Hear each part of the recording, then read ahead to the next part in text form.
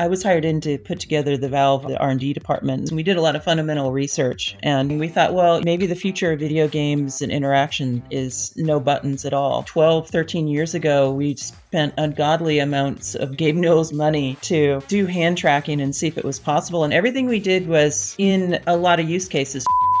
Welcome to a new episode of XR AI Spotlight, the show that gives the stage to the founders and makers pushing the boundaries of XR and AI.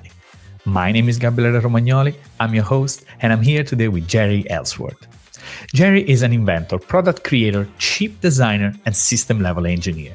Her combined passion for gaming and invention has fueled the creation of many cutting-edge technology, culminating in the creation of Teal 5, the world's first augmented reality gaming system. Since we're fighting the laws of physics, let's just take a use case, which is sitting around a table or, sitting in front of like a screen mounted to a wall or something. Let's take all that space and then we can use that space to do the optics. The compromise is we're not walking outside. We're not having monsters jump out of your ceiling. There's just some things we can't do, but what we do really well. Today, we will look at what are the biggest outstanding challenges when designing AR glasses. I think it's two things. It's human factors. Everyone's face is different, visual perception's different, expectations are different. And then we dive into product design and learn some of the principles that shaped what Teal 5 is today. We had this goal of like 10 seconds to fun. Yeah, there was a lot of debate of like, should we have like a halo and a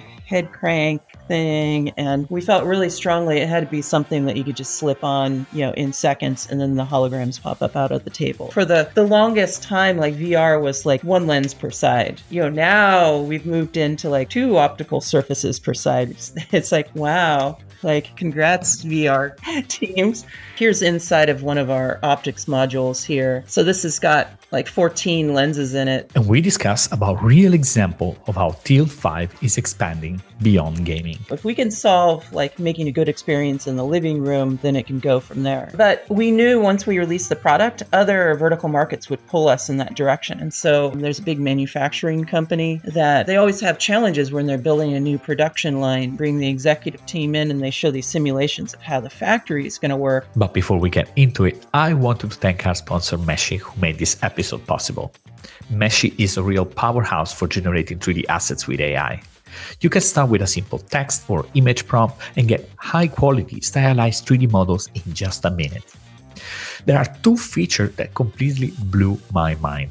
One is the ability to create stylized texture for any mesh, with or without UV.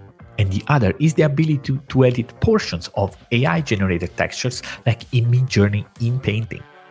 The team has been pushing continuous updates, improving significantly the geometry and texture quality, and I strongly encourage you to visit meshy.ai and check out the generous free plan. After that, make sure to use the code XRAI20 to get a 20% discount on your subscription. And now it's time to roll the title and welcome Jeri under the spotlight.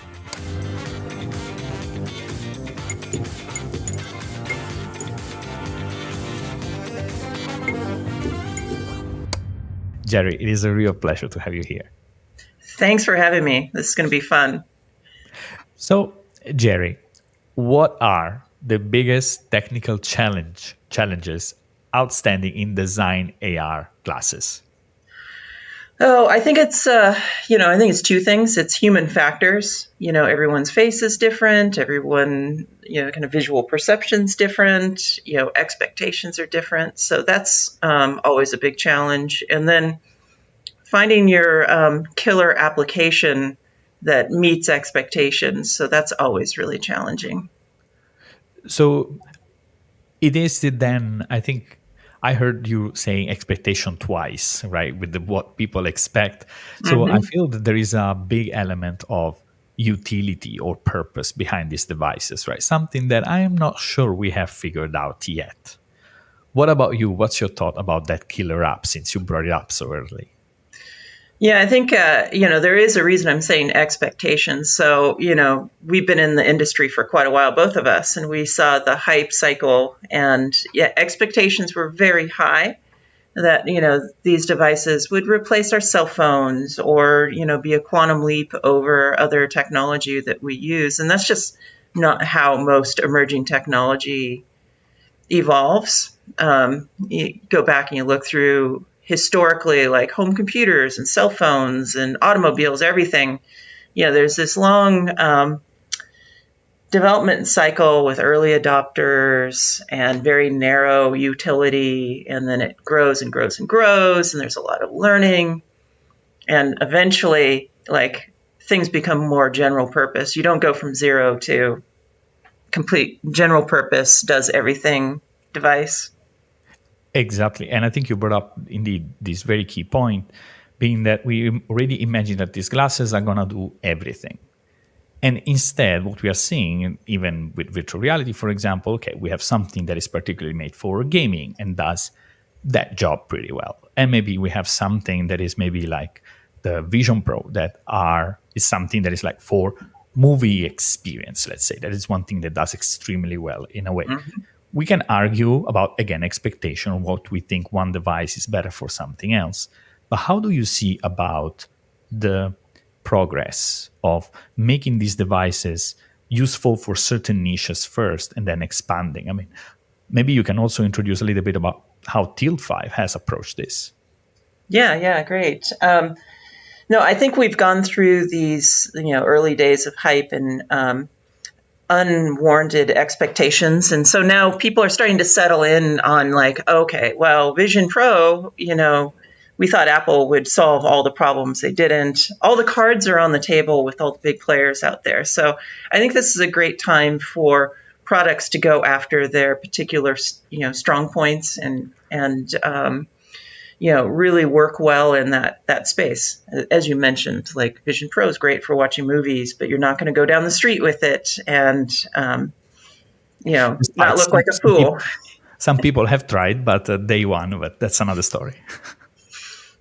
So I've been doing product design for many, many years, and I've worked with some really great mentors over the years. So they taught me like how to think about positioning products in the market and who's your target audience, who are they.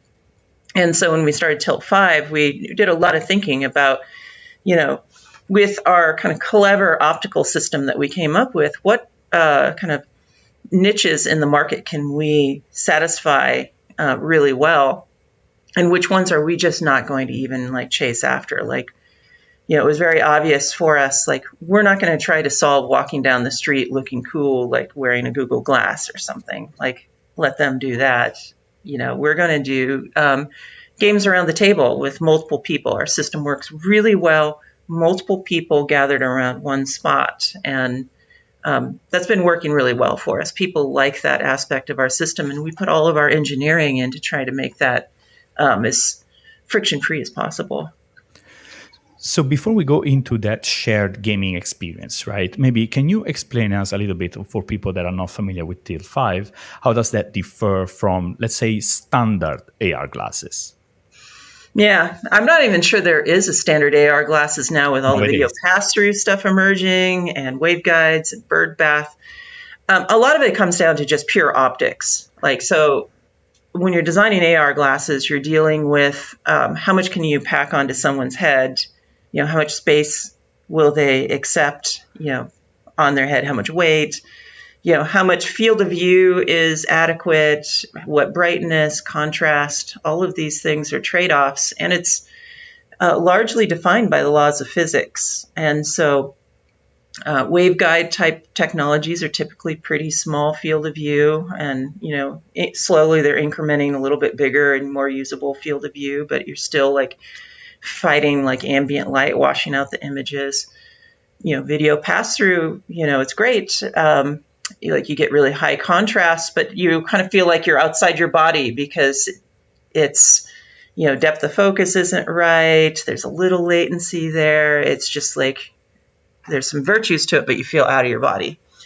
Our system, the kind of clever hack that we came up with is we just realized, like, since we're fighting the laws of physics, let's just take a use case, which is sitting around a table or, sitting in front of like a screen mounted to a wall or something. Let's take all that space, and then we can use that space to do the optics. And it was actually an accident. I discovered this optical property working at Valve software called retroreflection. So it's a special reflector that when light hits it, it just comes directly back to where it came from.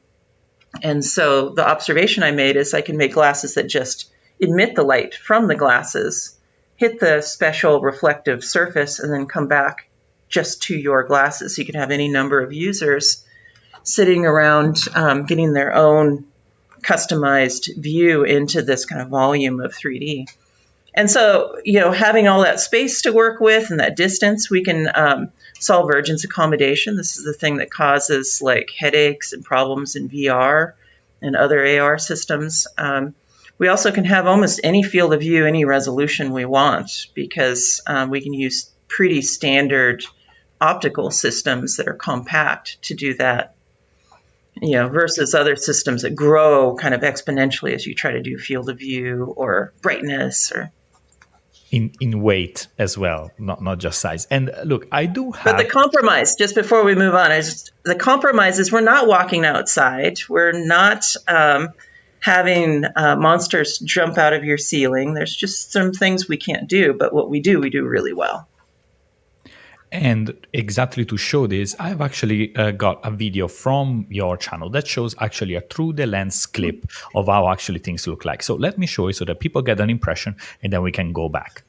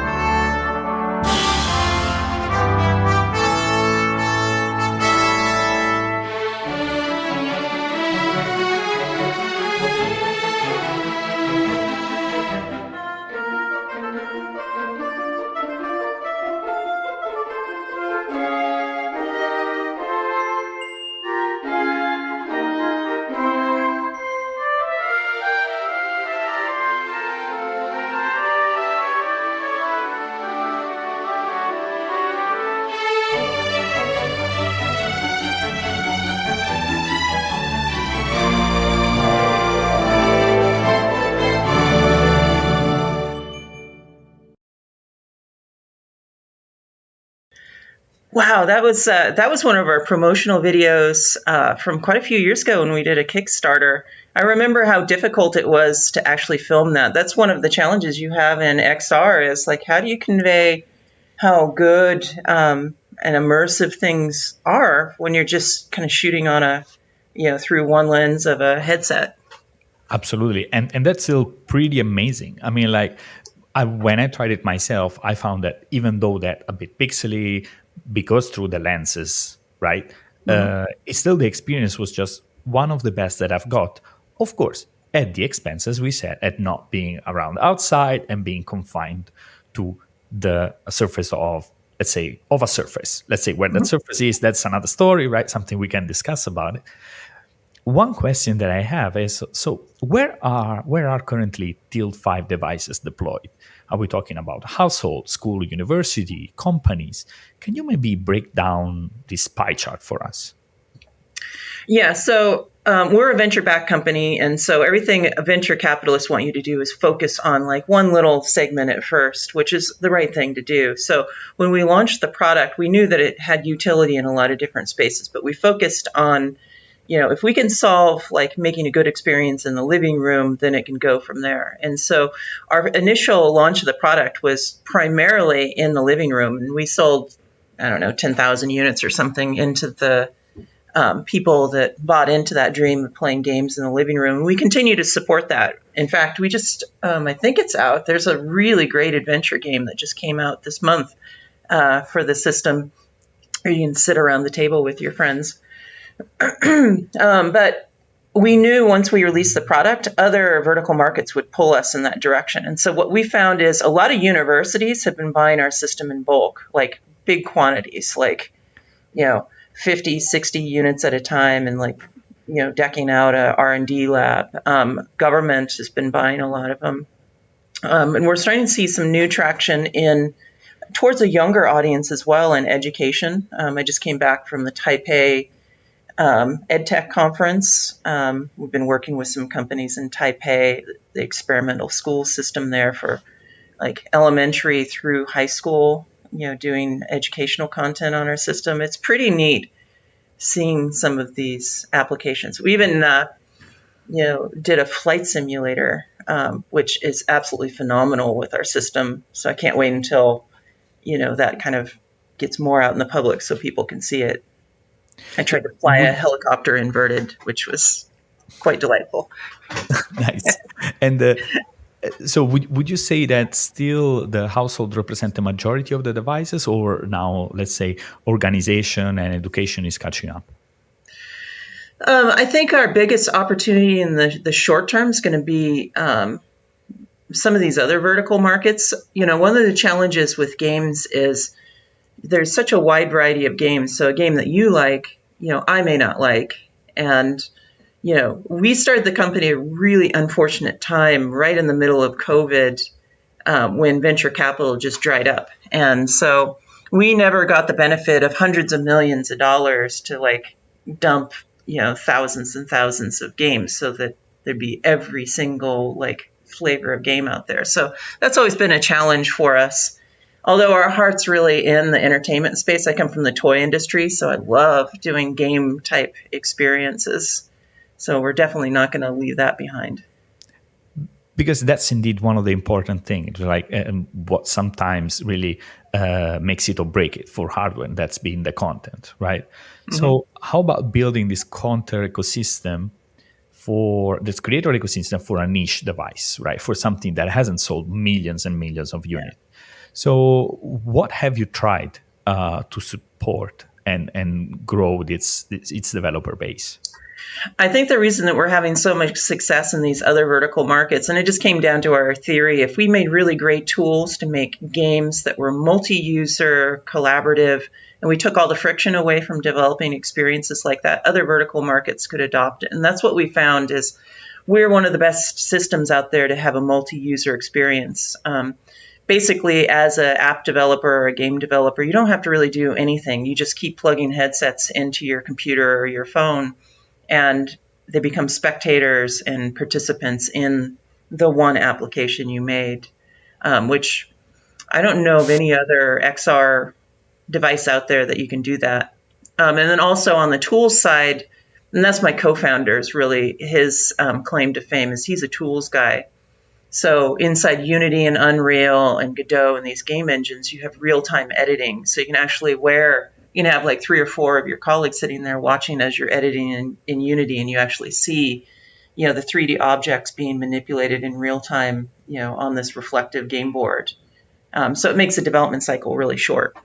And so then these companies doing flight simulators, or there's a FEMA project that's underway, which is really exciting. So for first responders, their jaw drops to the floor the first time they get to use our tools. We've been trying to solve this in other systems, and it's just drag and drop with your system. So we're really proud of that. But so can you maybe be a bit more precise in what actually people doing when it's not about playing games, right? I can imagine, of course, it's great to visualize stuff because it's in 3D. I can do it with other people. Great. But what other things are people doing with a Tilt 5 than is not playing a game?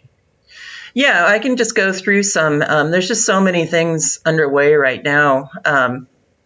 So in the education side, we see for a younger audience, maybe grade school, middle school, there's a lot of science and geography where kids are sitting around the table doing an activity together. So there's a company out of Brazil that makes some really amazing educational software where students do these activities where they're using virtual microscopes and molecules, and they can do it together, which is really exciting. There's groups using our system to manage inside organizations, which is kind of cool. So there's a big manufacturing company that they always have challenges when they're building a new production line, getting budgets from the executive level, because the executive level doesn't know, a robot versus a screwdriver necessarily. They just go by spreadsheets. So they're making simulations where they can bring the executive team in and they show these simulations of how the factory is going to work and say, like, if we don't put the robot here, all these people are going to have to walk further or whatever. I don't know all the details, but I'm like, wow, that's pretty cool. Like, where they normally would try to make cardboard cutouts to demonstrate it, now they can make this interactive kind of diorama. Exactly. So, but then, because this is also the promise, in a way, of also what you can do with a lot of VR headsets, just purely VR systems. Now, I do see potentially, I do see the advantage of having something like a Tilt 5 being, for example, that multiple people can easily synchronize on the same view, something that on the Quest is still a bit of a nightmare to achieve. Yeah. But do you think there are other elements to it that makes this like a go-to device to achieve something like that? It's funny you bring that up. Like, I was just talking to an enterprise customer yesterday. We're just having a sync-up meeting with them, and they do a lot of VR experiences. And then they just started developing with Tilt 5. And they're like, we love using Tilt 5 now because we can't get our clientele that come in to put a VR headset on. It's just, there's something about it. But they say, like, people are excited to use the Tilt 5 system because they are not like being removed from the world. And that was kind of one of our key things is, as we designed the system, it looks kind of dorky. They're big and they have giant lenses on them. But that was one of the things is we wanted it to have friendly curves and, feel very open. So you're not feeling claustrophobic. And that's paying off big for us right now, in some of these places. Like the manufacturing company, that was another one of their things. There's, they just can't get the leadership to wear like super complicated, scary looking thing like VR, but something that's friendly and just slip it on and go works for them. I just wanted to have a quick break to remind you that if you're enjoying this conversation, you should definitely check out the XR AI Spotlight newsletter. By subscribing, you will get weekly interviews like this one directly in your inbox, an app or product I personally have tested and recommend, and access to a list of over 400 mixed reality apps for Quest that you can easily search and filter. Just check the first link in the show description. And now, let's get back to the show. So how much of that comes from your experience in designing toys, right? And maybe what advice could you give to people that don't seem to have really nailing down the look of these devices yet? We could probably have an hour-long conversation about like how the toy industry and other consumer products led to our design decisions for Tilt 5. And in fact, like, here's a black version of the system and a white version. I felt strongly we needed a neutral color. So the majority of our systems that we promote and sell are white. It's gender neutral. We really felt that it needed to have soft curves to it, no angles, which tends to be more like masculine and aggressive. And it's kind of interesting. Some people don't get it. They're like, I want the black ones and I want like sharp angles and all these different aspects to it. And I just have to chuckle because in the toy industry, that's one of the things that they're always looking at is like, is it going to be for a male audience or is it going to be for a family audience, all genders, all ages? And they've learned over the years. And luckily I had great mentors that passed that down. Also, another thing I learned in the toy industry that really applied is like, go for user experience first, define what you want and then go backwards from that and validate that as a product comes together, there's no friction points that are going to make it a failed product. So we wanted wide field of view, group play, big lenses and stuff. As much as we wanted something super thin and sleek, we knew that going super thin and sleek would diminish our ability to make wide field of view and non-claustrophobic. So in the toy industry, like if there's some kind of wart on your product, make it proud, make it look intentional. And like, there's some aspects to our system I'm not happy about just size wise, but we just leaned into it and made it kind of a proud part of the system. Which one you're not proud of, and what would you change then? I mean, obviously, like the glasses, we want them to be as small as like my reading glasses here, right? But, Sure. we have to have this big dorky area up here for like cameras and all kinds of sensors. And, we could have made the product 4 times the price and shrunk down this piece, make it sexier. But then our target audience wouldn't be able to afford it. And that's why we're selling like huge quantities into some of these vertical markets like schools. And, Yeah.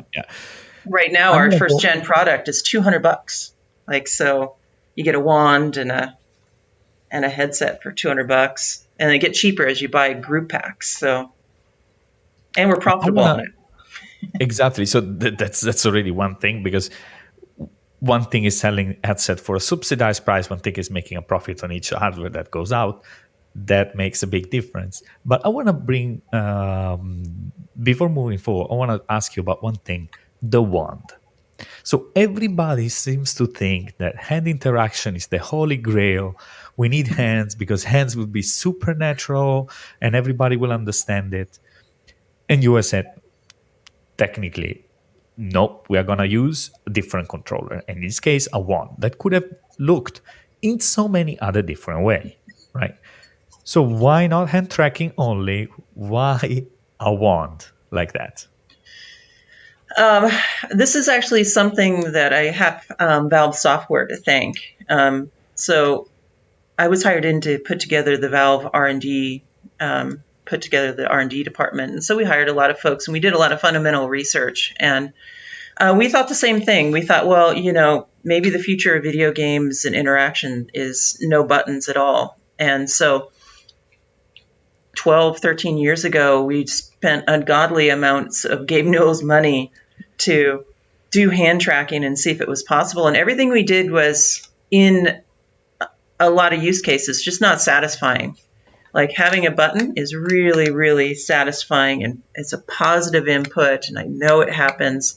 Doing a bunch of stuff in the air is tedious, and it's good for some things, but it's just not good for repetitious, precise input to a system. That's why we still use keyboards, like when we want to be productive. We don't use, swiping on our phone to write reports and stuff like that.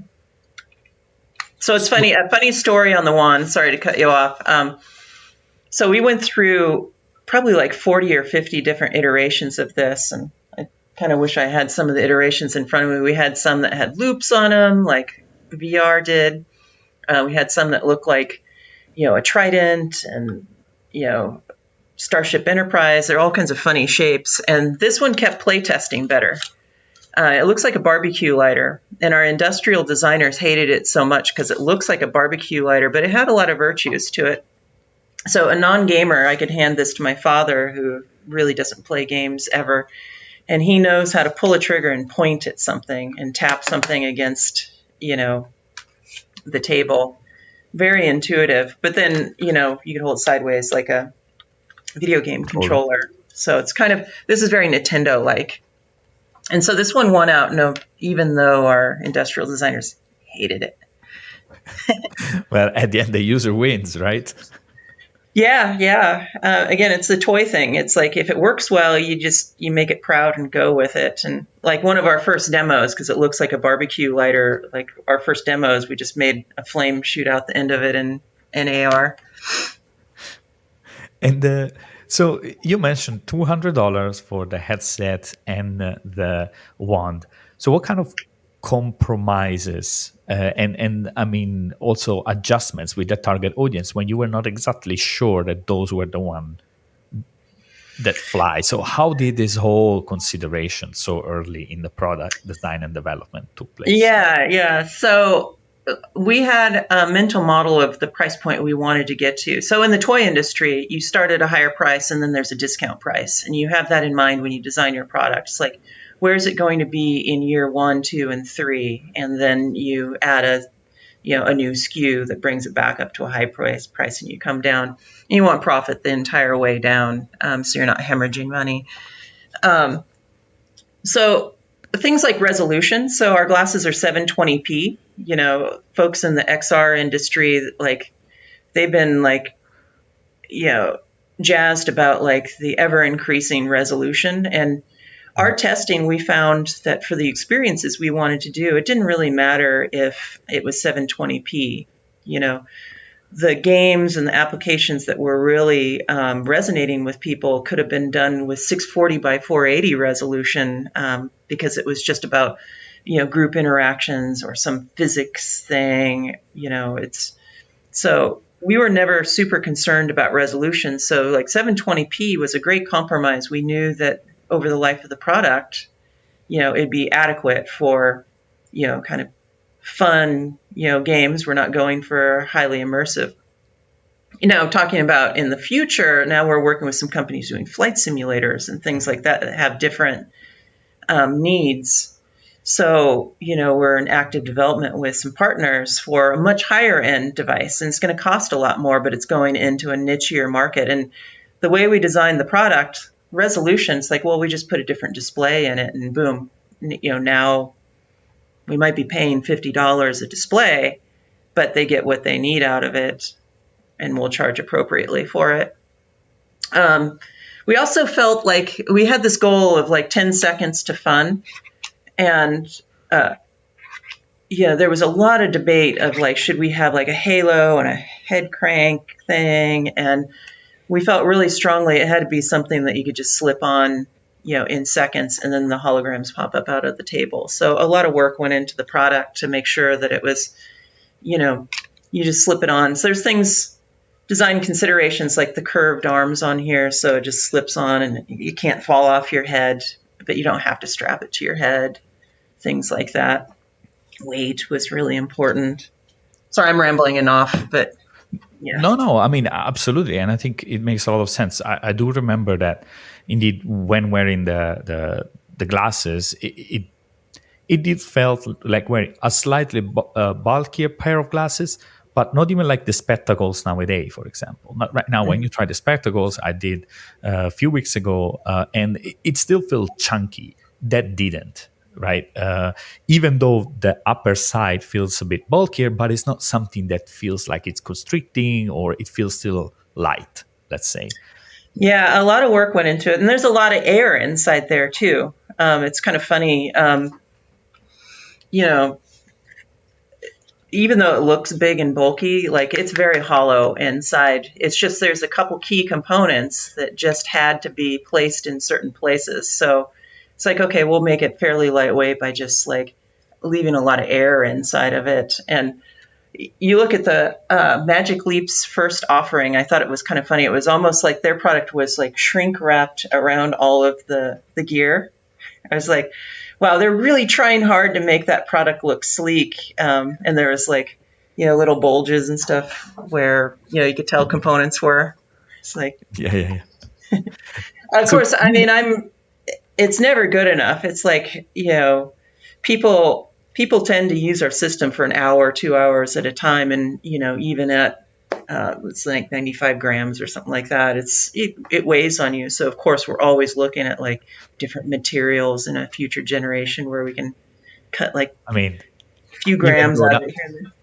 Nowadays, there are still people talking about, oh yeah, wear Vision Pro for hours a day. I mean, I still don't know how people. I know it's like 5 times the weight of ours. It's crazy. Yeah, I don't think the 95 grams is gonna scare people away. But no, please go ahead.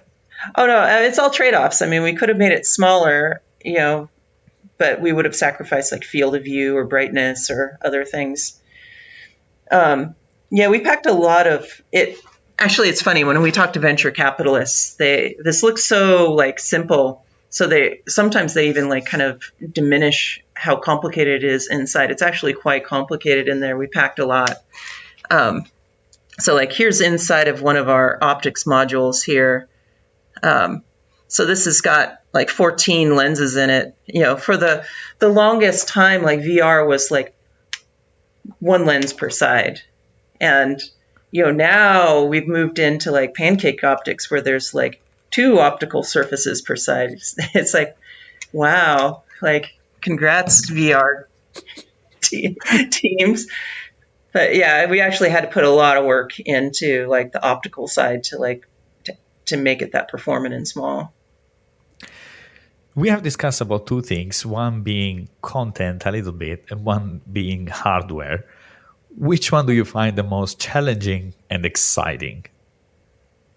I think the content side's the most exciting. So, I'm a hardware person, so I tend to like always over index towards hardware, even in the conversation today. But really the goal of our product is we'd like the hardware to fade in the background, and it's all about the experience. And I did touch on the challenge for gaming is there's just so many genres of games. Everyone's preferences for games are different, and that's a challenging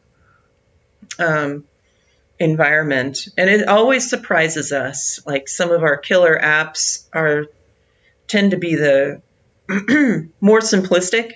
Like there's a game called Go Monster Go that a developer made over the weekend.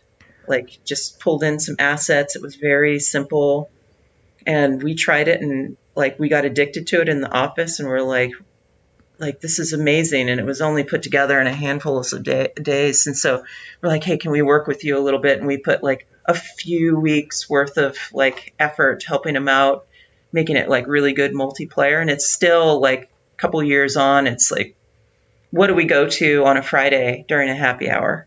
Hey, let's fire up Go Monster Go and knock each other off platforms. Like, it's pretty universal application. But so when we still think about the content side, right? And you mentioned, for example, about games not need to look exactly photorealistic, right? That's the need also for 720p display being good enough. You mentioned a game over a weekend being put together with the fun, good enough gameplay. What do you think makes for a good augmented reality entertaining experience? Yeah, I think for augmented reality, and in particular in our case, is that it's a shared experience that's always much better for us. If you can get people like competing against each other or collaborating or semi-co-op kind of experience where allegiances will change, that always seems to make a great experience. And it doesn't have to be complicated. You don't have to have, the world's best graphics, as long as it's a simple game loop that keeps people engaged. Like we have, I don't know if we've released it yet. We have a thing called Doodle Duels that we're working on that's been kind of a fun addiction in the office. It's basically Pictionary, but in 3D. So it just serves you up a word. You have to draw it in 3D, and it's very much like it's got components of tilt brush in it, right? And then you just sit around with your friends and you're playing Pictionary. And normally, I hate Pictionary. I like when you do it on paper, but I've been finding it a lot of fun playing 3D Doodle Duels. I hope we don't get sued for drawing too much comparisons to Pictionary, but it's either out or going to be out in a handful of weeks. But that's a surprisingly fun application. It didn't take us much effort. On the flip side, we have some really great things like Headlands, which is a great game. It's kind of like a Zelda game, which you could be, it's a solo game. It looks wonderful on our system, and you can play for hours. And it's done by an external game studio that put a lot of work into the graphics, and it works really well on our system. So I do want to ask you one question about AI, just one, I promise, because with so much of that taking over the conversation, the discussion around tech, I was curious to learn about your take. I mean, how do you see that intersecting with augmented reality in meaningful way? Let's say. Yeah, it's a great question. I like AI a lot. I use it a lot now. So, one of the things I like to do as a hobby is develop little applications for our system. And I'm not the world's best programmer. So, I use AI, hey, make a Unity script that does this or that. And it does a great job of making very targeted little scripts. And I can work at kind of an architect level now. It's like I have an idea, I want to try it. In a few hours, I can have something kind of stood up. It looks ugly, but it's like, oh, this interaction has promise, and then I can hand it off to the team, that are actually good. So I've been finding a lot of utility in it that way. Um, I've been watching it very closely. I'm not surprised that there's been like these huge craters in the ground, like the Humane AI pin and the Rabbit R1. And being here in Silicon Valley, I just smell blood in the water. There's going to be a lot of like companies, disappearing because it's just not, I just, I haven't quite seen how it's useful for the general public yet. I don't know. It's So, like, I feel like we're going to hit this point where it's like 95% accurate. And then it's that last 5% is annoyance. And, or maybe you don't know that the output is correct. so would you say that, let's say, these devices, so in what form do you see AI helping? Because I've got conversation recently and people are saying, look, we don't even need glasses because everything can go through a pair of headphones, right? Earbuds, that's more than enough. Uh, on the other hand, there is that people say, okay, but you have a phone in your hand, so that's even enough. You don't need anything else. And the AI pin trying to project stuff on your hand, let's say. How do you see AI supporting us? Because that's the kind of thing we're talking about when we are not attached to a screen already, because that's probably a different case. Yeah, that's a huge question. If someone can solve that, I mean, look at the Amazon products, all their voice assistants and Apple's voice assistants. Like I have them in my home. I use them to set a timer. That's about all I ever do with it. Never ask it questions. Like I just find the interface too tedious, and so I don't think slathering AI onto some kind of audio device is going to make it any more useful for me. And that might be just me. I'm a visual kind of person. So if I like have a technical question, I want to see a diagram like presented to Mhm. me. Yeah, I don't want to hear it in text and have to try to like take that leap into like try to visualize it. So I don't know.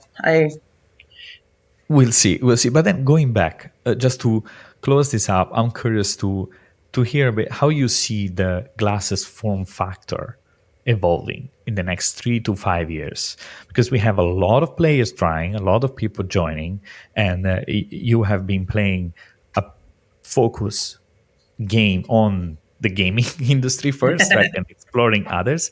But how do you see that changing and evolving? I don't see there's going to be any huge quantum leaps.